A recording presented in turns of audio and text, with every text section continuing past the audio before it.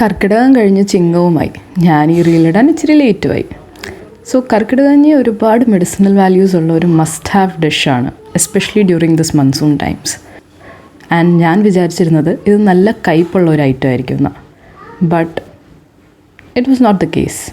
ഇപ്പോഴാണെങ്കിൽ ഇതെല്ലാം ആയുർവേദ സ്റ്റോറിൽ കിട്ടുകയും ചെയ്യും, ഒരു കിറ്റായിട്ട് തന്നെ. സോ ഇപ്രാവശ്യം ഞാനും നാട്ടിലുള്ളപ്പോൾ മമ്മി ഇത് മേടിച്ചു, ഞങ്ങളിതുണ്ടാക്കി. ഇതിൽ മെയിനായിട്ട് യൂസ് ചെയ്യുന്നത് ഞവര റൈസാണ്, പിന്നെ ഗ്രീൻ ഗ്രാം അല്ലെങ്കിൽ നമ്മുടെ ചെറുപയർ, പിന്നെ അതിൻ്റെ കൂടെ ഫെന്യൂഗ്രീക്ക്, ദശമൂലം. ആ ദശമൂലം തിളപ്പിച്ച വെള്ളത്തിലാണ് കഞ്ഞി ഉണ്ടാക്കേണ്ടത്. ഇതെല്ലാം ഒരു 2 വിസിൽ വരെ കുക്ക് ചെയ്യുക. അത് കഴിഞ്ഞ് അതിനകത്തോട്ട് തേങ്ങാപ്പാൽ ഒഴിച്ച് അതിൻ്റെ കൂടെ തന്നെ ഒരു മെഡിസിനൽ പൗഡറുണ്ട്, അതിലും എന്തൊക്കെയോ ചേർന്നൊരു ഐറ്റമാണ്, എനിക്കതിൻ്റെ ഡീറ്റെയിൽസ് അറിയില്ല.